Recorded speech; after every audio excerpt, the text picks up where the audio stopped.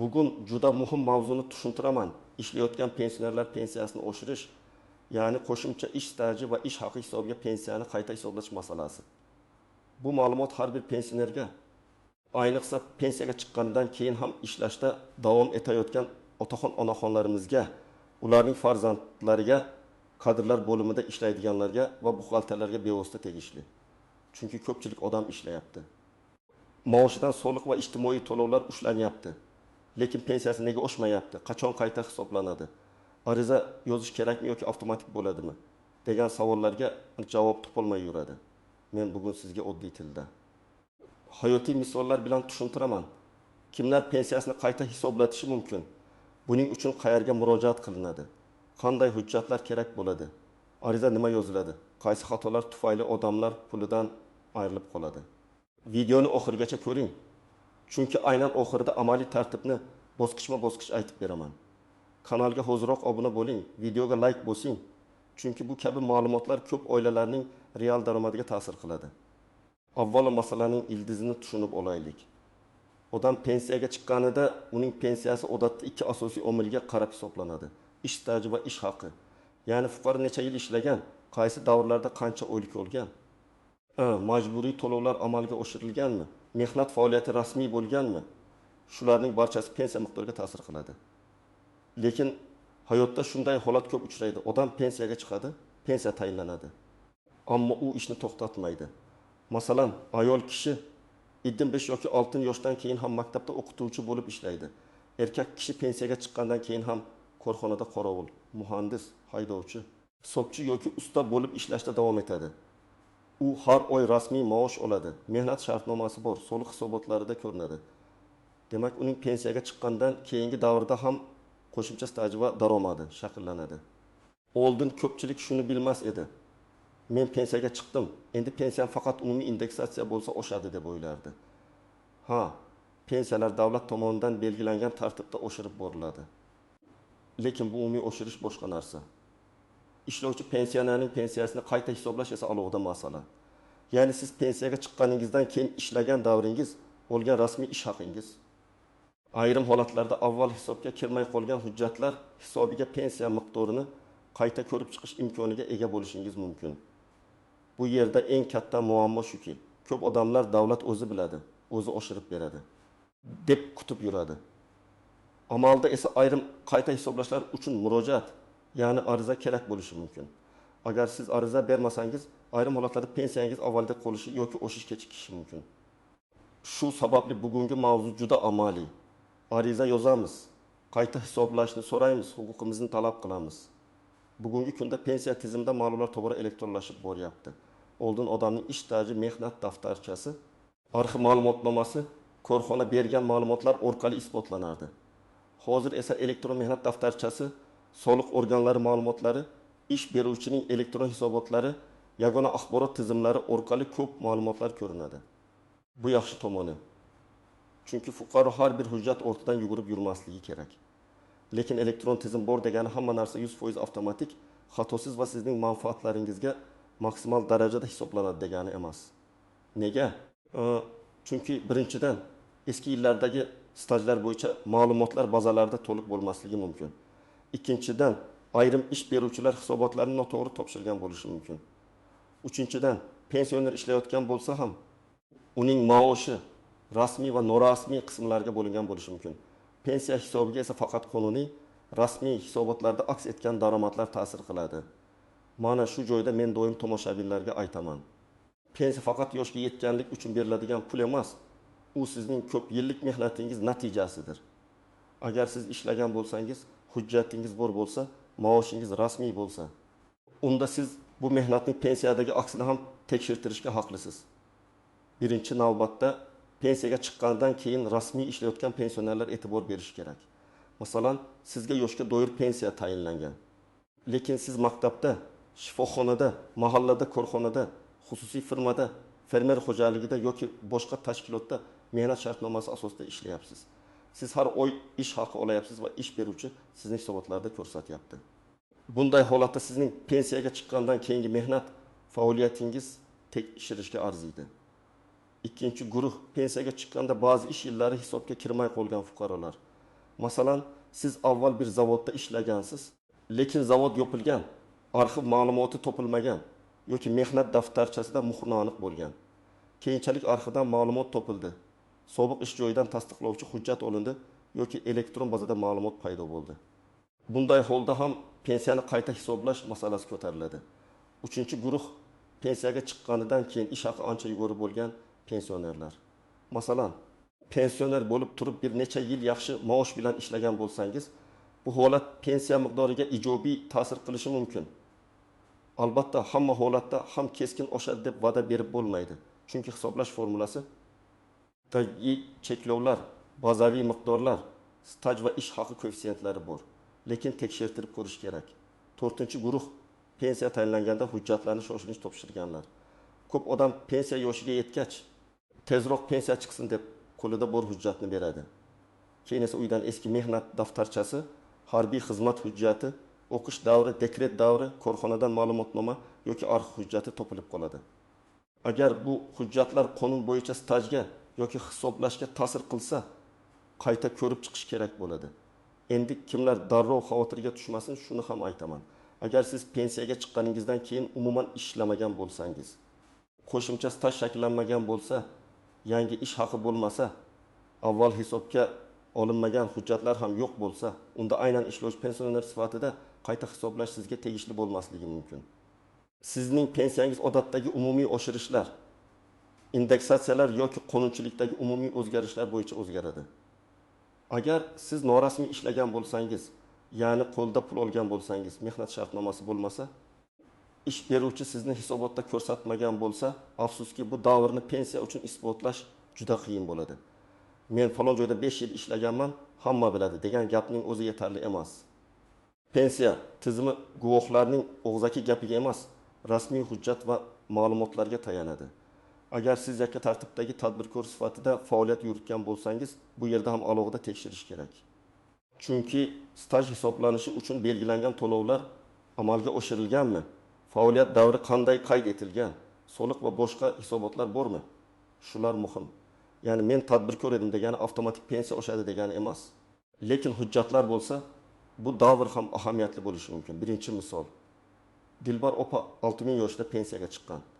Unga 1 million 250 ming so'm pensiya tayinlangan, lekin u maktabda kutubxonachi bo'lib ishlashda davom etgan.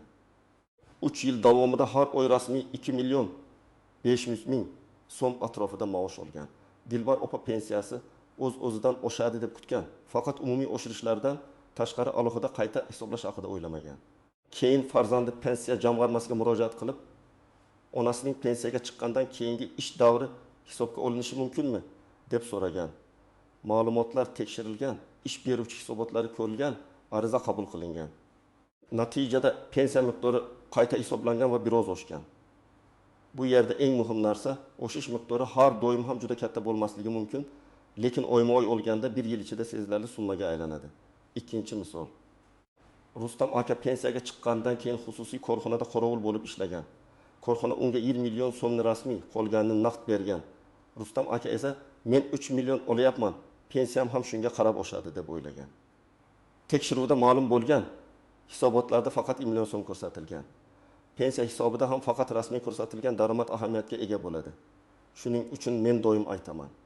Maoshning konvertdagi qismi bugun yoqimli ko'rinishi mumkin, lekin ertaga pensiyangizga zarar qiladi. 3-misol. Karim aka pensiyaga chiqqanda uning 1937-1912 yillarda ishlagan davri hisobga kirmagan, chunki korxona yopilgan. Hujjatlar topilmagan. U pensiyaga chiqqandan keyin ham 2 yil ishlagan. Keyin arxivdan eski ish joyi bo'yicha ma'lumotnoma topildi. Karim aka bir yo'la 2 masala bilan murojaat qildi. Avval hisobga olinmagan stajni kiritish va pensiyaga chiqqandan keyingi ish davrini tekshirtirish. Natijada uning pensiya hujjatlari qayta ko'rib chiqildi. Bu misol shuni ko'rsatadi, qayta hisoblash faqat pensiyadan keyingi ish emas.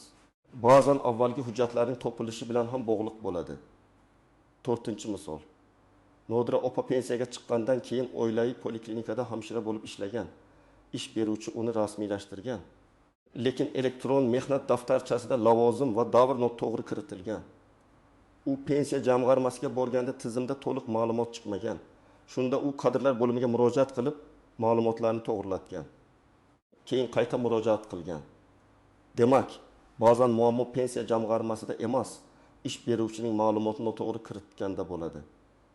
Birinchi nozik jihat, har bir ishlagan oy pensiyani bir xil miqdorda oshiradi deb o'ylamang. Pensiya hisoblash tizimida staj, ish haqi, amaldagi cheklovlar, minimal va maksimal ko'rsatkichlar, pensiya turi tayinlangan sana kabi ko'p omillar bor. Shuning uchun qo'shnining pensiyasi 200 mingga oshgan bo'lsa, sizniki ham aynan 2 mingga oshadi degan qo'yda yo'q. Ikkinchi nozik jihat, ariza berilgan sana muhim bo'lishi mumkin. Ba'zi hollarda qayta hisoblash murojaat qilingan kundan yoki belgilangan tartibdagi muddatdan boshlab amalga oshiriladi. Shuning uchun keyin boraman, vaqt topilganda so'rayman deb yurish zararli. Uni ertaroq rasmiylashtirish kerak. Chunki kechikkan, har oy siz olmagan pul degani bo'lishi mumkin. Uchinchi nozik jihat, ish beruvchi tomonidan to'lovlar va hisobotlar muhim. Siz qo'lingizda mehnat shartnomasi bor deb o'ylashingiz mumkin. Lekin ish beruvchi siz bo'yicha to'liq hisobot topshirmagan bo'lsa, muammo chiqadi. Shuning uchun rasmiy ishlayotgan pensionerlar yiliga kamida bir marta o'z mehnat faoliyati elektron bazada aks etganini tekshirtirib qo'ysa juda yaxshi bo'ladi. To'rtinchi nozik jihat, turli pensiya turlarida tartib farq qilishi mumkin. Yoshga doir pensiya, nogironlik pensiyasi, boquvchisini yo'qotganlik pensiyasi yoki boshqa toifadagi to'lovlar bo'yicha hisoblash va qayta hisoblash mexanizmlari bir xil bo'lmasligi mumkin. Men bugun asosan yoshga doir pensiya olib ishlayotgan pensionerlar haqida gapiryapman. Agar sizning pensiyangiz boshqa turda bo'lsa, albatta alohida maslahat oling. 5-nozik jihat, hamma hujjat ham stajga kirmaydi. Masalan, odam, men uyda bola qaraganman. Men qarindoshimning do'konda yordam berganman. Men ijarada ishlaganman deyishi mumkin. Lekin qonun bo'yicha qaysi davrlar ish stajiga kiritilishi aniq tartibga solinadi. Shuning uchun har bir davrni hujjat bilan asoslash kerak. Men amaliyotda tavsiya qiladigan birinchi qadam o'z pensiya holatingizni aniqlab oling. Ya'ni sizga pensiya qachon tayinlanganda qancha ish staji hisobga olingan, qaysi ish haqi davrlari asos qilingan. Pensiyangiz hozir qancha? Pensiyaga chiqqandan keyin qayerlarda ishlagansiz? Necha yil ishlagansiz? Bularni daftar yoki telefoningizga yozib oling. Pensiya masalasida xotiraga ishonib bo'lmaydi. Ikkinchi qadam. Ish beruvchingizdan ma'lumotlarni tekshiring. Kadrlar bo'limiga yoki buxgalteriyaga boring. Men pensiyamni qayta hisoblatmoqchiman. Pensiyaga chiqqanimdan keyingi ish davrim va ish haqim bo'yicha ma'lumotlar elektron tizimda to'g'ri aks etganmi deb so'rang. Agar tashkilot davlat muassasasi bo'lsa, odatda bunday ma'lumotlarni tayyorlash tartibi bor. Xususiy korxona bo'lsa ham, ular sizning mehnat faoliyatingizni rasmiy tasdiqlashi kerak. Uchinchi qadam, hujjatlarni yig'ing.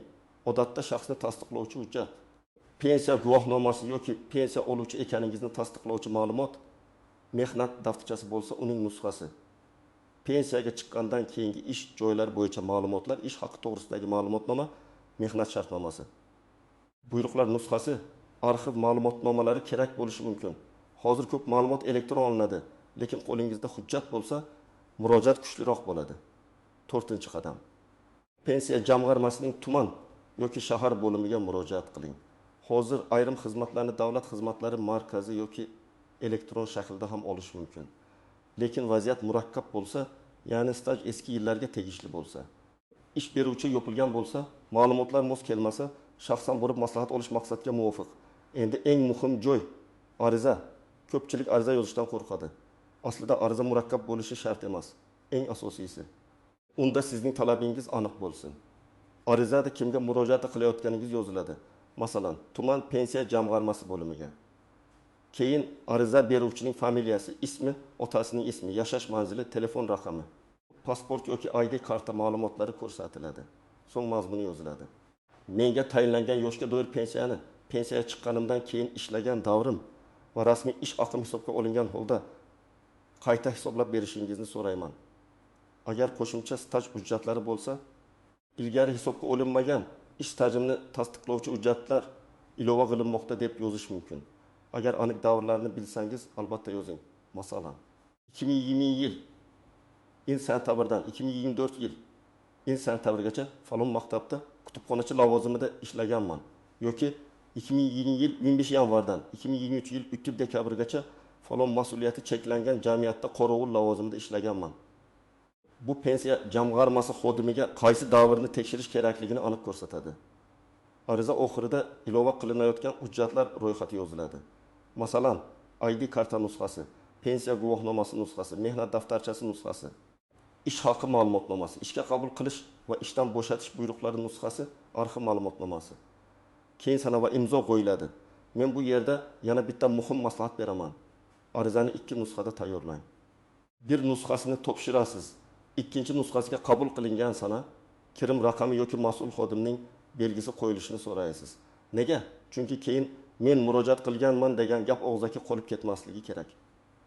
Hujjatli iz bo'lsa, siz murojaatingiz taqdirini kuzata olasiz. Birinchi xato odam ariza bermaydi, faqat og'zaki so'raydi. Borsam xodim kerak emas dedi. Telefon qilsam o'zi bo'ladi dedi deb yuradi. Og'zaki gapning yuridik kuchi juda past. Sizning masalangiz rasmiy ko'rib chiqilishi uchun rasmiy murojaat bo'lishi kerak. Ikkinchi xato ish haqi ma'lumotnomasidagi raqamlarni tekshirmaslik. Ba'zan ma'lumotnomada oylar tushib qoladi.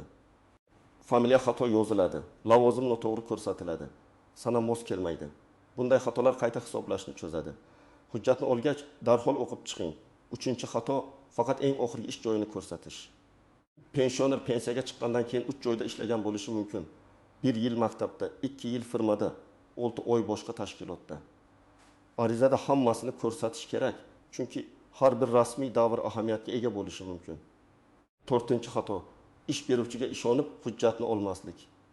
Biz hammasini jo'natganmiz deyishadi. Lekin tizimda xato bo'lishi mumkin. Shuning uchun kamida ish davringizni va maoshingizni tasdiqlovchi hujjat nusxasini olib qo'ying. 5-xato qo'shimcha staj bo'yicha eski hujjatlarni tashlab yuborish. Eski mehnat daftarchasi, ma'lumotnoma, buyruqdan ko'chirma, harbiy bilet, arxiv javobi, o'qish yoki ishga oid hujjatlar ba'zan juda kerak bo'lib qoladi. Pensiya masalasida eski qog'oz degan narsa yo'q. Har bir hujjat pulga aylanishi mumkin. Eng ko'p beriladigan savol: pensiyam qayta hisoblansa qancha oshadi? Men bunga aniq raqam ayta olmayman, chunki har bir odamning holati alohida. Bir kishida 1000 so'mga oshishi mumkin. Boshqasida 1000 so'mga, yana boshqasida ham undan ham ko'proq yoki kamroq bo'lishi mumkin. Ba'zan qayta hisoblash natijasida deyarli o'zgarish bo'lmasligi ham mumkin. Chunki avvalgi hisoblangan ko'rsatkichlar yangi davrga nisbatan yuqoriroq bo'lishi ehtimoli bor. Lekin bu tekshirtirmaslik kerak degani emas. Pensiya umr bo'yi olinadigan to'lov. Oyiga 70.000 so'm oshsa ham 1 yilda 840.000 so'm bo'ladi. 3 yilda 2.020.000 so'm. Agar oilada 2 pensioner bo'lsa, bu yanada sezilarli. Shuning uchun men buni mayda pul deb qaramaslikni maslahat beraman. Yana shuni tushuning. Pensiya qayta hisoblanishi faqat bugungi oyga ta'sir qilmaydi. Kelajakdagi umumiy oshirishlar ham yangi miqdordan kelib chiqishi mumkin. Ya'ni bazangiz biroz ko'tarilsa, keyingi indeksatsiyalarda ham nisbatan foyda bo'lishi ehtimoli bor. Shu sababli pensiya hujjatlarini to'g'ri holatga keltirish uzoq muddatli manfaatdir. Agar siz murojaat qildingiz, lekin asos yo'q degan javob oldingiz, bunday holatda ham darrov taslim bo'lmang. Birinchidan, rad javobini yozma shaklida so'rang. Unda nima sababdan qayta hisoblash rad etilgani aniq yozilishi kerak. Staj tasdiqlanmadi, ish haqi ma'lumotlari yo'q, hujjatlar yetarli emas, qonun bo'yicha hisobga olinmaydi va hokazo. Ikkinchidan, sababni tushunib oling. Agar hujjat yetmas, demak hujjat topish kerak. Agar ish beruvchi ma'lumot bermagan bo'lsa, ish beruvchiga murojaat qilish kerak. Agar arxiv ma'lumoti kerak bo'lsa, arxivga so'rab yuborish kerak. Agar tizimda texnik xato bo'lsa, uni tuzatish talab qilinadi. Uchinchidan, yuqori turuvchi tashkilotga yoki vakolatli organlarga murojaat qilish imkoniyati bor. Zarur bo'lsa, yuristdan maslahat oling. Men doim shuni aytaman. Pensiya masalasida hissiyot bilan emas, hujjat bilan harakat qilish kerak. Menga adolatsizlik bo'ldi deyishdan ko'ra, mana hujjatim, mana ish davrim, mana maoshim, qayta ko'rib chiqishingizni so'rayman deyish kuchliroq. Endi sizga aniq reja beraman. Birinchi pensiyaga chiqqaningizdan keyin qaysi yillarda, qaysi tashkilotlarda ishlaganingizni ro'yxat qiling. Sana, lavozim, tashkilot nomi, taxminiy maoshni yozing. Ikkinchi, har bir ish joyi bo'yicha rasmiylikni tekshiring. Mehnat shartnomasi bo'lganmi, buyruq bo'lganmi, elektron mehnat daftarchasida aks etganmi, ish haqi hisobotlarda ko'rsatilganmi? Agar ish joyi yopilgan bo'lsa, arxivga murojaat qilish yo'lini qidiring. Uchinchi, hujjatlarni yig'ing. ID karta, pensiya guvohnomasi, mehnat daftarchasi, ish haqi ma'lumotnomalari, ishga qabul qilish va bo'shatish buyruqlari, arxiv hujjatlari. Bank kartasiga tushgan rasmiy oyliklar bo'yicha ma'lumotlar bo'lsa, ularni tartibga soling. 4-ariza yozing. Arizada pensiyaga chiqqandan keyin rasmiy ish staji va ish haqi asosida qayta hisoblashni so'rang. Qaysi davrlar tekshirilishini aniq yozing. 5-arizani pensiya jamg'armasini tuman shahar bo'limiga topshiring yoki mavjud elektron xizmatlardan foydalaning. Topshirganda qabul qilinganini tasdiqlovchi belgi oling. 6-javob muddatini kuzating. Agar qo'shimcha hujjat so'ralsa, vaqtida taqdim eting. Agar tushunarsiz javob berilsa, yozma izoh so'rang. Agar rad etilsa, sababini tahlil qiling va kerak bo'lsa qayta murojaat qiling. 7. Pensiya qayta hisoblanganidan keyin yangi miqdorni tekshiring. Qaysi sanadan boshlab hisoblanganini, farq to'lanadimi yoki yo'qmi, kelgusi oyda qancha tushishini aniqlang. Bank kartangizga tushgan summani ham tekshirib boring. Men bu videoda sizga umumiy amaliy yo'nalishni tushuntiryapman. Har bir fuqaroning pensiya ishi alohida. Kimdadir staj yetarli, lekin ish haqi past bo'lgan. Kimdadir ish haqi yuqori, lekin ma'lumotlar to'liq emas. Kimdadir eski hujjatlar muammo, kimdadir ish beruvchi hisobot topshirmagan. Shuning uchun yakuniy hisob-kitobni faqat vakolatli organ sizning hujjatlaringiz asosida qiladi. Lekin siz o'z huquqingizni bilishingiz shart. Ishlagan pensioner, men baribir pensiya olyapman-ku deb jim yurmasligi kerak. Agar siz ishlayotgan bo'lsangiz, davlat tizimida bu mehnat aks etishi, pensiya hujjatlarida tekshirilishi va qonun bo'yicha sizga foyda berishi mumkin bo'lgan jihatlar ko'rib chiqilishi kerak. Demak, bugungi asosiy fikr shunday. Pensiyaga chiqqanidan keyin rasmiy ishlagan pensionerlar pensiyasini qayta hisoblatish masalasini albatta tekshirtirish kerak. Buning uchun ariza yoziladi, ish davri va ish haqi bo'yicha hujjatlar yig'iladi. Pensiya jamg'armasiga murojaat qilinadi. Eng katta xato kutib yurish, og'zaki gapga ishonish va hujjatlarni tekshirmaslik. Agar siz yoki ota-onangiz pensiyada bo'lib ishlayotgan bo'lsa, bugunoq ish staji va maosh ma'lumotlarini tekshirib ko'ring.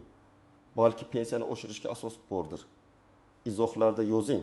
Siz pensiyaga chiqqandan keyin ishlaganmisiz? Qayta hisoblash uchun murojaat qilganmisiz? Natija qanday bo'lgan? Tajribangiz boshqalarga ham foyda beradi. Videoga like bosing, kanalga obuna bo'ling va yaqinlaringizga yuboring. Chunki bu ma'lumot ko'pchilik pensionerlarning daromadini oshirishga yordam berishi mumkin.